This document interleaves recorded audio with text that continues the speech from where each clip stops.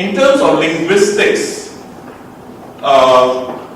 you will have to look at things like what is national language, what is official language, right? Because of prestige. So in this country, our official language, our national language is Bahasa Malaysia or Bahasa Melayu. It is also an official language in all the government transactions, but English is a second language. It has no official status. But it has currency, because if you want to be able to communicate, the fact that all of us are sitting in this room from different nationalities and speaking together suggests the importance of the language, the currency of the language, the value of the language. So, for example, Persian is a beautiful language. Culturally, it's very rich. 2,500 years of culture. But today, if you spoke to me, or if you spoke to the rest of us in Persian, we'll say, wow, it really sounds nice, but what the hell did you say? Because we won't understand. So that it has got traditional cultural value, but no commercial economic value. Right? A lot of families make decisions on that. For example, some Chinese families would send maybe the eldest child to a Chinese medium school, the second child to an English medium school, so they get that, and their third child to a national school, which means that when the family comes together, there'll be someone who can speak well in Malay, someone who can speak well in Chinese, someone who can also help with. That is truly a very pragmatic approach. Yeah. In some places, you don't have to think about it. I know a lot of non-Chinese families which decide that their children will go to Malay schools, to Chinese schools, because they can learn Mandarin, they can also be good in maths. In an article lately, UK is looking to China for ways in which to teach mathematics. Now that is an interesting recognition, isn't it? Not sure why, but a lot of people say that Chinese schools are best when it comes to teaching maths. So you don't have to become Chinese. All you need to do is get a Chinese teacher to teach you their style of learning. Maybe it has to do a lot to do with rote in the early stages, and later things change. But feel free to interject.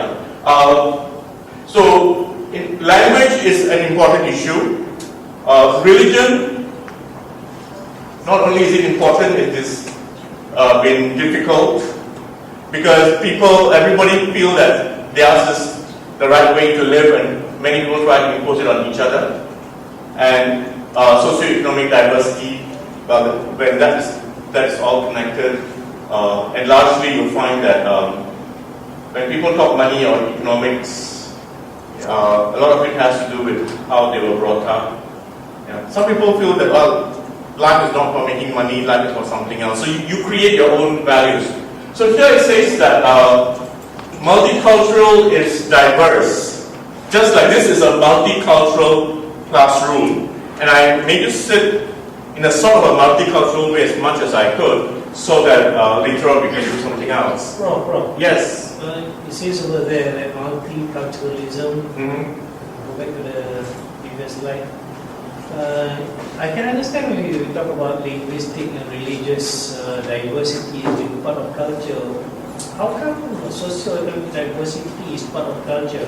Some people are more well off than others. No, but when you talk about socio-economic diversity, there are certain cultures excel in certain economic activities. You don't agree? You're saying that some cultures they have a tendency to excel in certain vocations, in certain kinds of trade. Not excel. Maybe what has happened is traditionally they were involved in that kind of craftsmanship and stuff. For example, if you look into Malaysia, if you go looking around just in Malaysia, how many hardware shops are run by other than Chinese hardware shops? You know what I mean? And how many people do batik printing, but Malays. You know, certain industries are, I'm not stereotyping, it's very dangerous to stereotype, but there are certain traditional things. And you know, when you think about batik, don't think about the little old lady sitting there drawing. It's a huge industry, millions, you know. And if you go to, also if you go to Jakarta, they have a batik museum, they have a batik emporium. It's a huge industry, but it is culturally, yes. Does that help? Okay. Interculturality, it talks about the evolving relation between cultural groups. Okay? Between the existence and equitable interaction. Now this is an idealized notion, yeah? When you think this equitable interaction of diverse cultures and the possibility of generating shared cultural expressions through dialogue and mutual respect. So this is the most ideal notion, meaning that I accept you for who you are, you accept me for who I am, we will live together because of symbiotic relationship. Yeah. For example, people like E.M. Foster, in his essay on tolerance, which he wrote after the Second World War, he says that we can't love each other. You can only love people in your private life, individual life. But when it comes to public life, what we need is not love. Beatles said all you need is love. It didn't work. What he says we need is tolerance. It's very dull and boring, he says. It's an interesting essay, E.M. Foster, Tolerance. Read the essay because he says that in public life, we just need to learn to accept each other, tolerate each other so that we can coexist in a harmonious way. That is what it says here. The existence and equitable interaction, meaning that everyone feels that they are getting a fair deal. Equitable, yeah. It's only when things are unfair that people begin to have problems.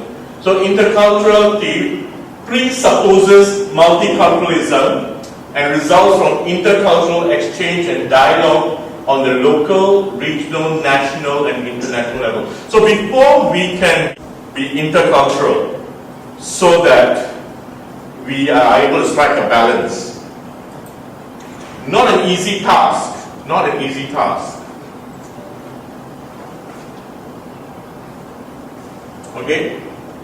So interculturalism is an interaction between different cultures as the various process underlying such interaction. Okay, through this interaction, the members of different cultures are conscious that the other is truly different and both mutually recognize and respect each other in their alterity, meaning that in their differences. So that's why when you were talking about Iran being monocultural, I was really surprised because one of the things I believe is that there are groups with variation, regional differences. So even when, where are you from? Are you a Negri person? Yes. So when this Negri Sembilan Malay means that Kelantan is Malay, they don't actually share, maybe they do, both of you are matriarchal society. Matriarchal societies. Kelantanese women are very good business women, as Minangkabau women are also very good women. Who holds the money in women run the business? Yeah, in Negri, women just have the money. Traditionally, they have more say. Right. So you see, they have some, but someone from Selangor would be different because maybe the Malays from Selangor have got Bugis blood and things like that, and those from Negeri Sembilan have Indonesian Minangkabau blood. So you see, although you are Malay, if you look back in history, you'll find that it's a very complicated issue. And that's why here it says that we have to be conscious that the other is truly different and accept the difference. As a teacher, when you step into a classroom, how much do you take this into your classroom? that my students are different not only because they look different, but they come at all these different values and beliefs. And am I respecting their values and beliefs? Is an important question. How important is all this? Like Jason was saying, it's science, if it's mathematics, Yeah, but doesn't matter. science is a subject, but you have humans sitting there and doing maths and science. You know, I remember when I was teaching in MRSM, one student came and complained that teacher touched my head because I'm the head of department. So I said, "Is the person hit you on the head?" He said, "No, the person did this." And the person is, Malay children don't like their heads to be touched. But for the Chinese person, who was the teacher, very innocently touched the other child, said, "No sexual connotation. There's a difference in culture." So I had to tell the teacher, "Don't touch them anywhere." Someone thought the head is a safe place to touch, but it's considered a holy place or something, is it? Some people are, but I think everyone But it's true. Some people do not like their heads to be touched. And this teacher wasn't hitting, She actually said clever, complimenting, and it went wrong. She said, "Oh my God, I'm going to go to class and stand like this." So, in higher education, we give students from so many different countries. I think in Taylor's, we have about 20 to 30% international students. We are very proud of it, but I don't know how much we really know about them to prepare ourselves to teach. Very honestly, when I came to teach this class, I just looked at names and then I said, okay, we have a mixed group. I'm glad we have an international class, but I didn't in any way go and bother to find out more than what I already knew. I'm not working with any new nationalities or ethnic group because I've worked with a lot of Iranian. My PhD candidates have been Iranian students. I've worked with Chinese students. I've actually not worked with Indian students in Malaysia, but of course, when I go overseas, that's different. And you'd wonder how different an Indian would be from a Malaysian Indian. It's very different, believe me. Not in a negative way. People are different. Yeah? So I think we have to be conscious that there is that difference. Okay. So what common issues does multiculturalism raise? Not easy to be advocating multiculturalism. A lot of people say multiculturalism does not work. If you read, the whole idea of the melting pot. Have you heard of the melting pot theory? In Malaysia, we just use a rojak. Everything, you put all the different things, but it still tastes good. But then you must have the right amount of this ingredient and that ingredient. It's all about balance. Yeah. So what common issues does it raise? Is it another kind of assimilation? You see, there are two words. One is integration, the other is assimilation. When you assimilate with somebody, it means that you must give up some of your... So, I have to give up some of my Indianness to become Chinese or Iranian if I was living in that place. Isn't that close to that notion of melting pot? You see, that's where the problem lies of assimilation. What people say is integration would be better where you have the intercultural, cross-cultural, because multicultural seems to suggest that that you can actually take all the good things from each culture and put together and get some. So when we talk about being Malaysian, people ask, okay, what is that hybrid creature? Hybrid because Malaysia did not exist before 1963. So when Malaysia came about, then we said we are all Malaysians. So how did we become Malaysians? We may have a shared language. We don't share religion. We have some common practices, cultural practices, common values. And so it's difficult to formalize it. The thing that makes us Malaysian, or which attempts to make us Malaysian through cultural engineering is our national ideology, which is very broad, universal values. Believe in God. What's the second one? Loyalty to King and whatever is it?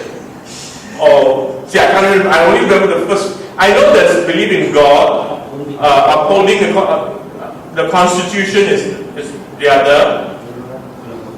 That is Constitution. That is good behavior and practice, something else. So it talks about values and things like that. So it's very universal.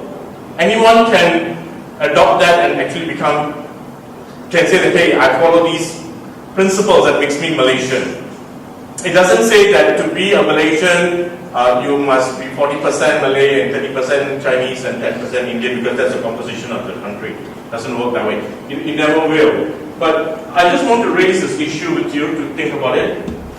And what would be some possible ways of dealing with diversity in society?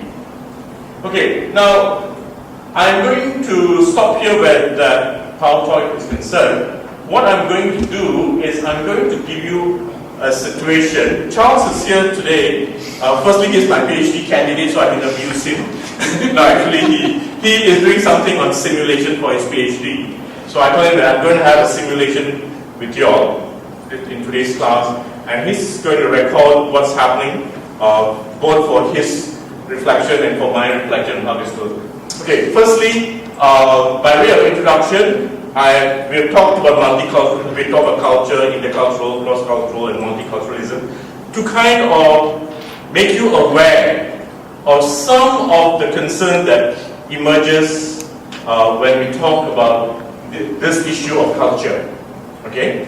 Now, I'm going to create a simulation where each table represents, maybe what I could do is break up that group and just have 3 groups. Yeah? So can you all join one group each? There's only one Chinese here. So maybe you could join that group, and Malaysian, one Malaysian. So one group, one person here. So each table represents the cabinet of a country. Okay, you are the cabinet, and I don't mean those drawers. You are ministers who are going to make decisions, right? I have created fictitious countries, fictitious ethnicities, fictitious languages. And what I'm doing is I'll give you each a handout. Okay, so for example, for this group,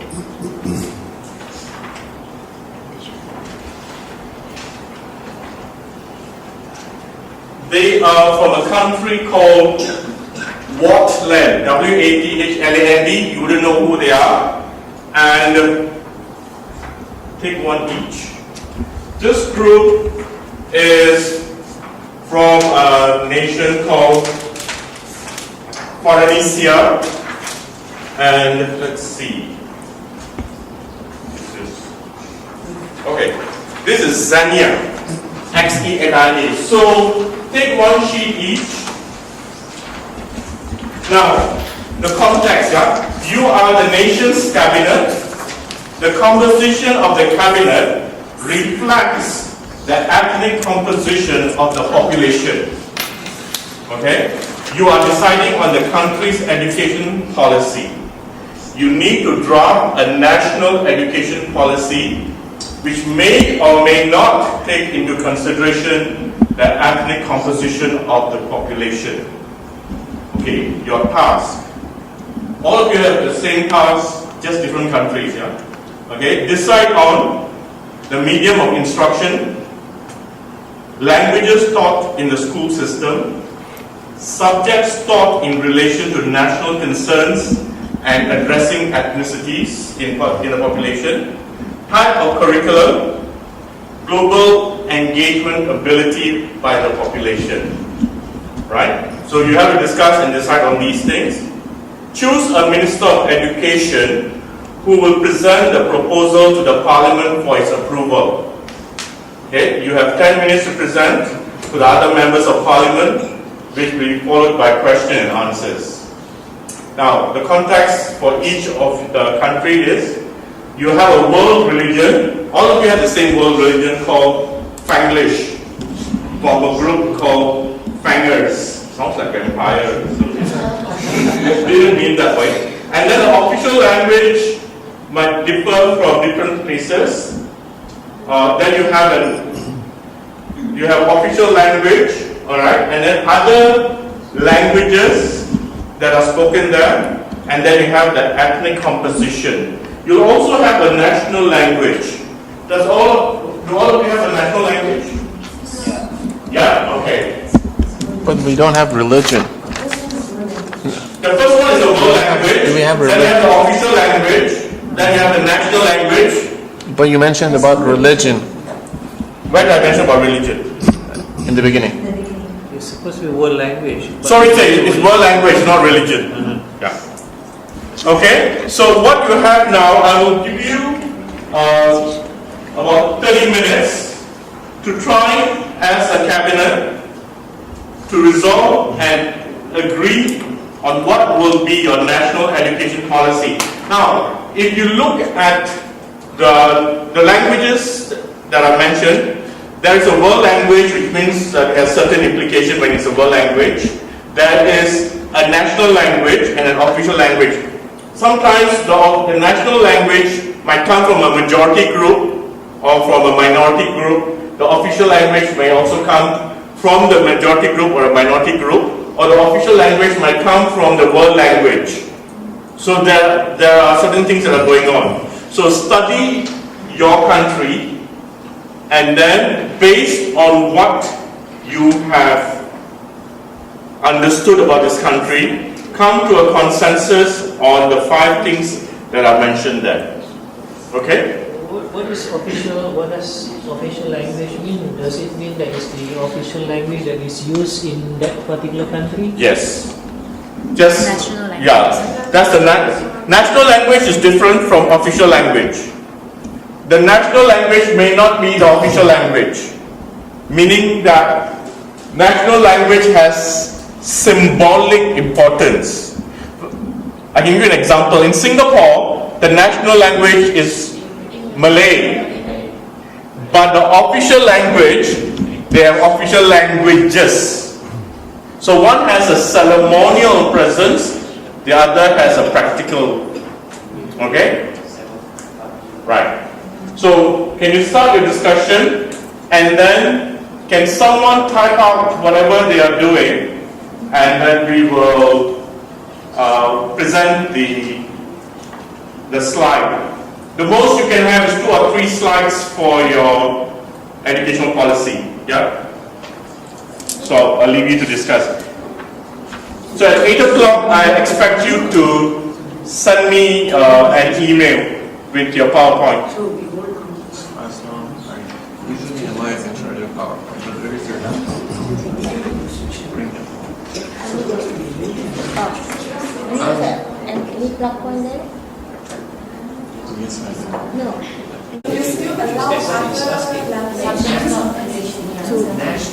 Set in the to be taught and to be learned. just like you go to Tamil school also can go to You Chinese have to set like afternoon classes, optional, make it optional for others to learn. Elective subject.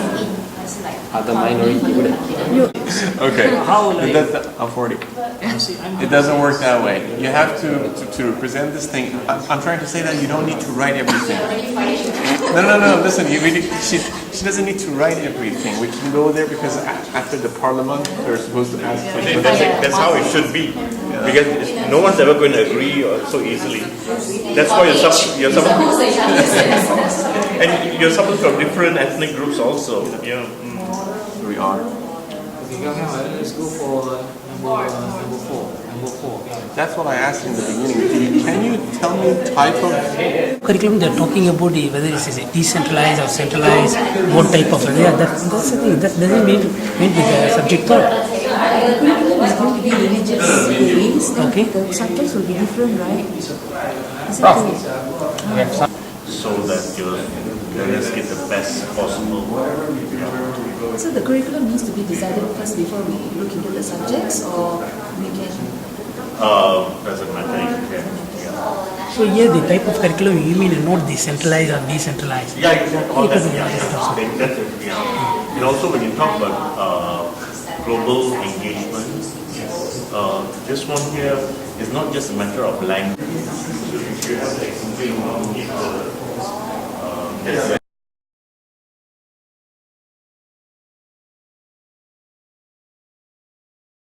and then I set you the task, and you then played the roles which were identified in that simulation. Now, this is the presentation stage where after you have interacted, there would have been some learning points that you would have picked up along the way. So at this point, we just want to hear the decisions you made as ministers in a cabinet. And now the Minister of Education is supposedly presenting to the Parliament. And in the Parliament you will have the opposition and the government. So but we're not going to go in that direction because of this is a kind of an accelerated simulation where they will present and give reasons why they did, and also hopefully can give us some of the arguments you had before you arrived at this decision. Okay, so what I'd like you to do is tell the others present the country that you are and the details that were given to you, and after that present to us the decision you made as a cabinet on your national education policy. Right? So here you are, Mr. Parliament, let me address this August House on the decision of our ministry on the matter at hand. So what we have decided is for our country.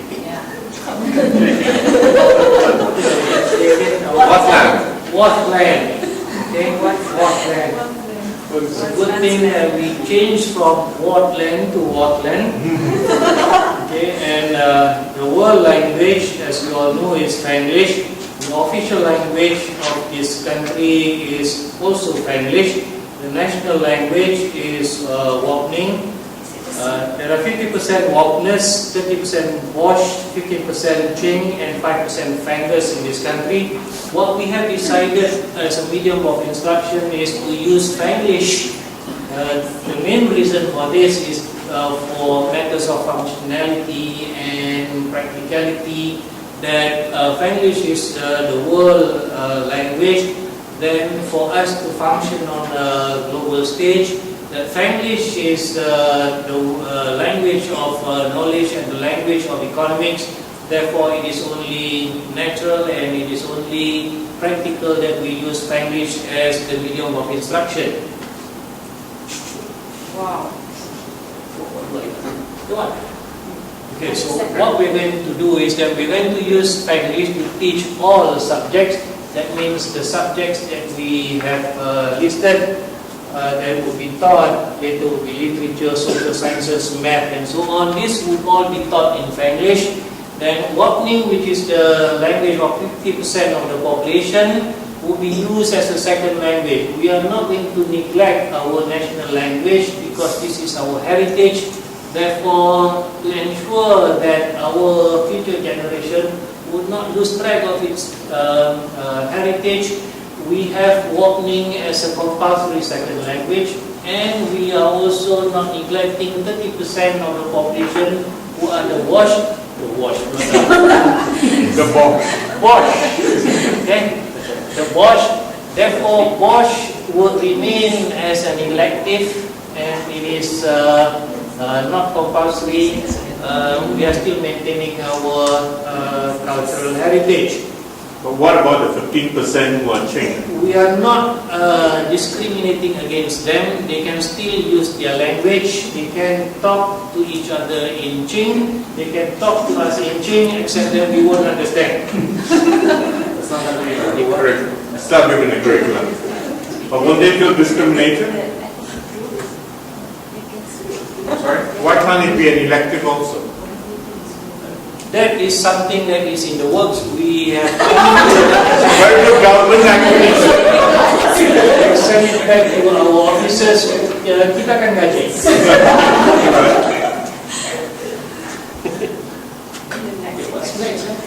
Next one is subjects taught in relation to language. Okay, we have decided on these subjects. You can see on the board.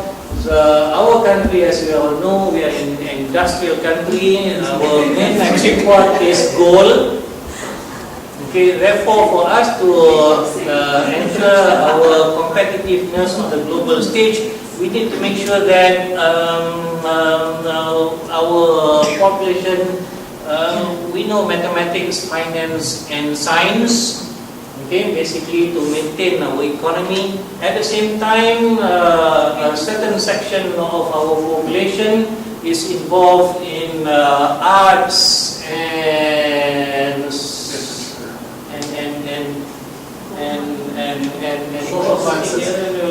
arts, in batik design, and in silk weaving and so on.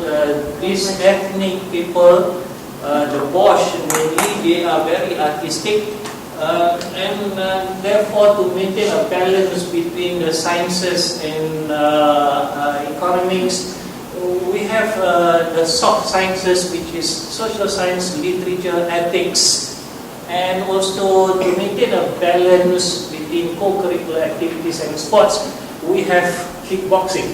National sport. Our type of curriculum is a national curriculum.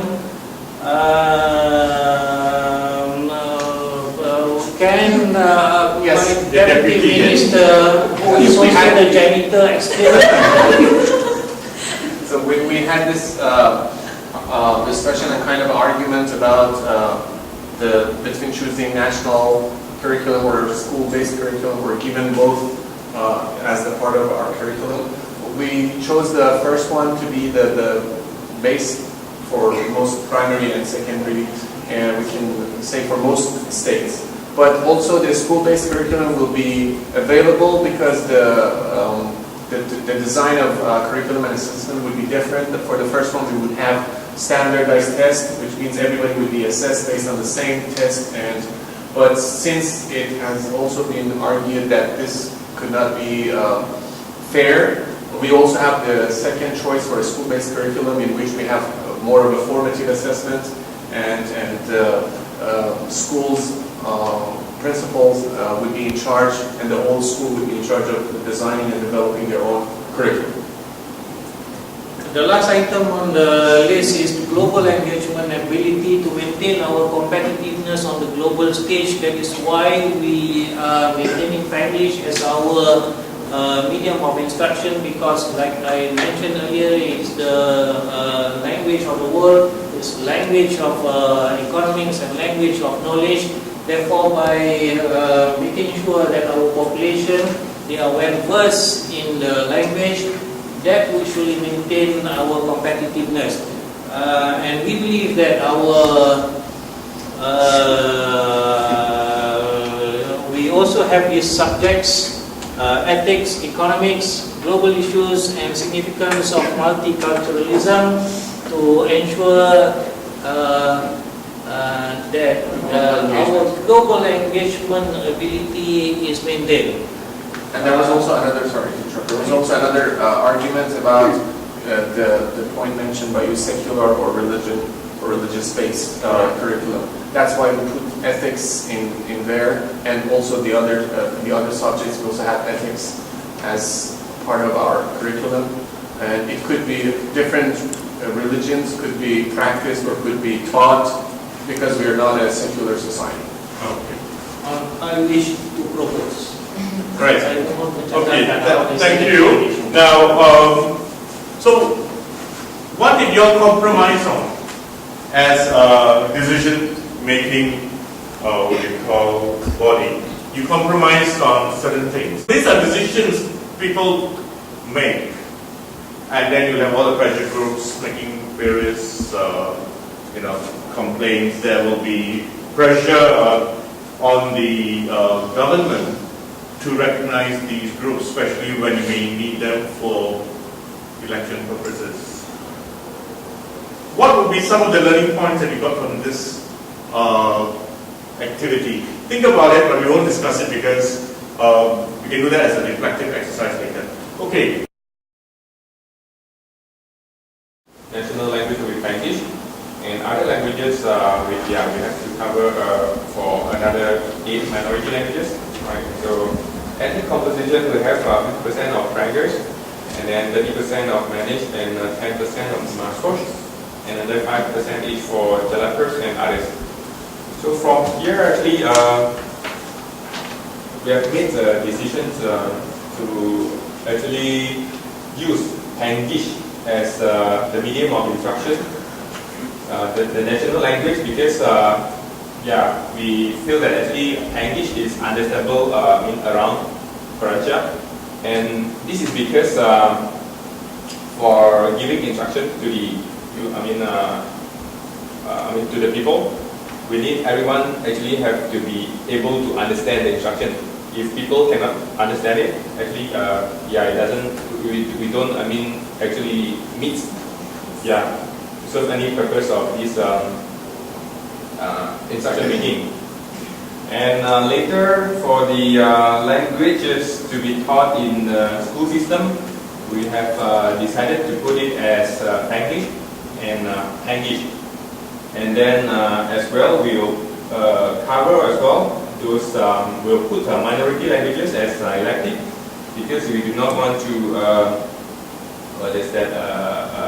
we want to cover as well, those minority people. And English as well to be taught. Alright, subjects, all the subjects in the country actually will be taught in English, and it will be made actually compulsory for this subject as the compulsory passing subject for what we country. Needed was for you to list the subjects and what would be the subjects. Like just now, this group, they listed the subjects and gave a rationale. For example, they did not have moral studies or Islamic studies, they had ethics and why they did what they did. So you were expected to actually list the subjects, because that would then indicate your rationale and your ideology based on your understanding of your population. But basically here what you're saying is compulsory pass. So did you discuss what subjects you're going to have? What were they? Not really. We discussed already. Okay, what were they? Maths, science, English, moral. Okay. What was the rationale? Because we didn't want to stick to a religious-based curriculum, so we agreed to. Okay, so that I understand the moral, but you people are supposed to be in the 21st century. I don't see anything like digital literacy or ICT. This is like what your grandparents studied. The 3 R's, reading, writing, maths. Very traditional. Both groups very traditional. Aren't there various of those things? What I'm trying to say is we have those subjects, but then later we could use that, or we should be specific about the usage of ICTs or blended. No. I'm not talking about the mode. I'm looking at the subjects that you all are doing are also very traditional, meaning that you're also thinking like the way our ministers of education have been thinking. You know what I mean? Because if you were progressive, then you would be thinking, maybe you would actually have a course called critical and creative thinking or something, that kind of approach. It can be also just a subject. No, when I say it's a subject, yeah. Either as an elective or compulsory, or these are also things that you can inculcate in certain courses. But basically what I'm saying is, I was hoping that you'd be a bit broader in your choice of subjects. Anyway, let's go on. Talk about curriculum.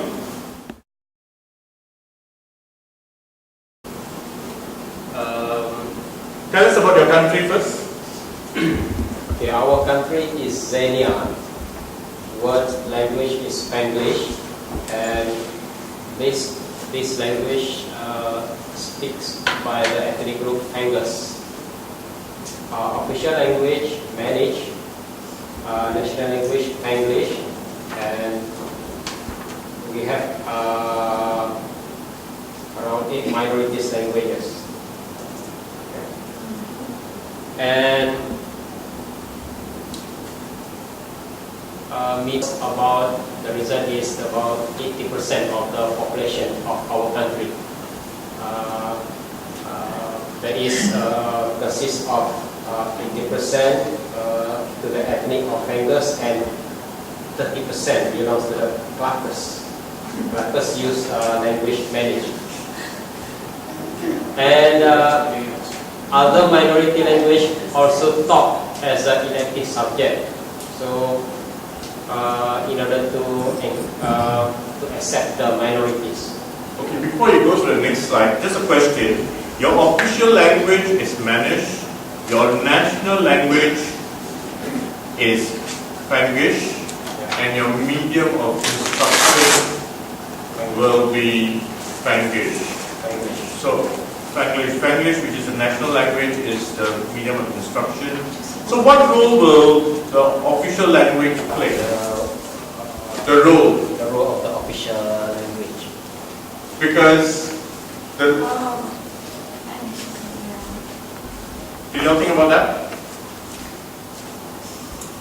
I prefer to keep silent. Sorry? I prefer to keep silent. Why is that? Because it was not a group assignment. It was not a group work. What do you mean? It was not a discussion. I'm sorry to say that, but it was not. So you all didn't agree on that? No, it was not a proper group work. Not everybody participated as they should, and every part was for one person or two people. Oh, that's not how you're supposed to do it. It's a shame because we are all teachers here. I'm sorry to say that. Right. Well, that's a shame. Okay, can we go on to the next slide? So that's why it gets a big crack when you don't work as a group. Alright, subjects taught in relation to national concerns and addressing ethnicities in the population. Go on. Okay, like the other countries, we also choose the core subject. Core subject means science subject and mathematics. This subject works to develop our country. And at the same time, we teach history and also the elective language subject, art and social sciences. Okay. Type of curriculum learner-centered, what does that mean? Learner-centered means it is more to the involvement of the students. Yes, thank you for rephrasing what I just said.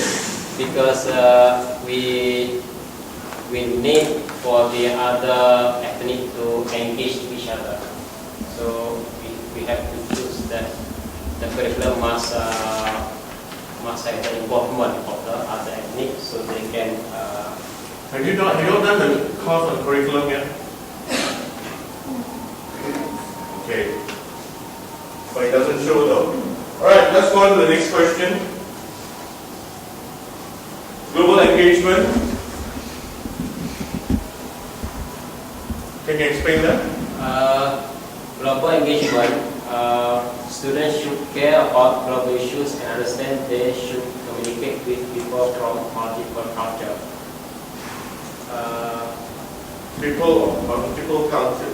Hello, come on. The whole day we've been talking about culture and all the different terminologies. If you see a term called multiple culture, sounds like a person has got various psychological problems. Yeah, it should be from many cultures or whatever, but not. The country could be multicultural. Yeah, they can apply problem-based learning and collect. Okay, I'm sorry to say this is a real letdown because this is not what we expected from you all.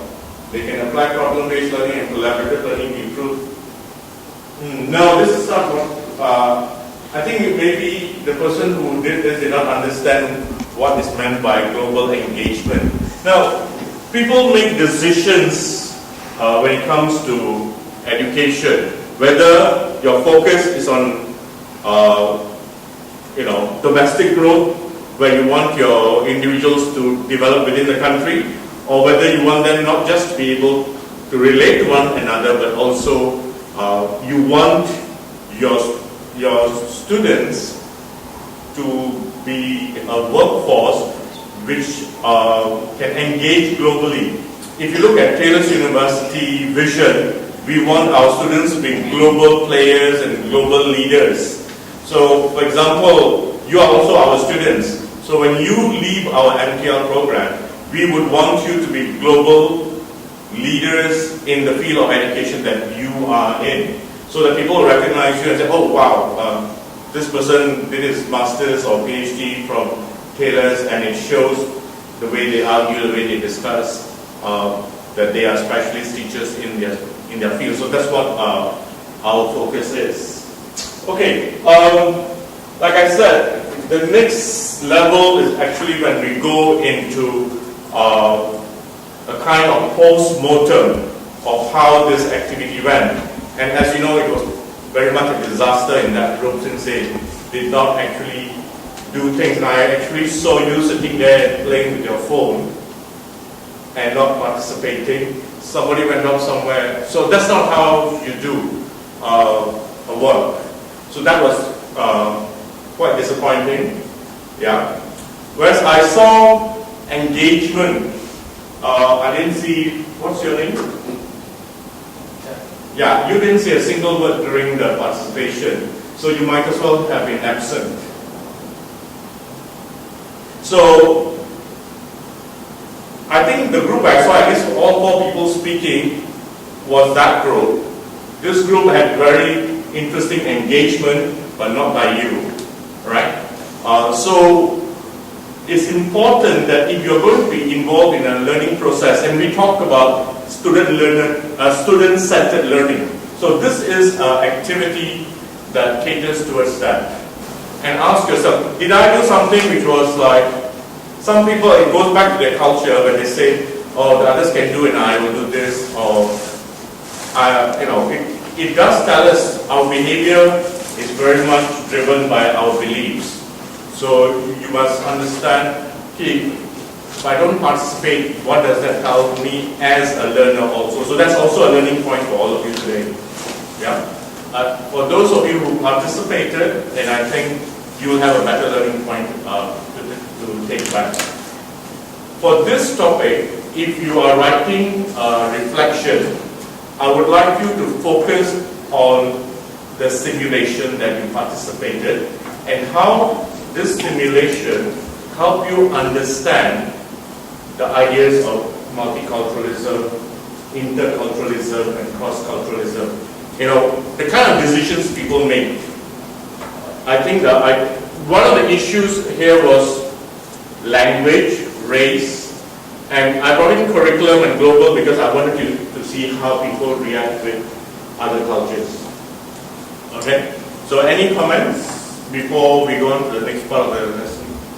Basically, I'm going to be giving out feedback to what you have done.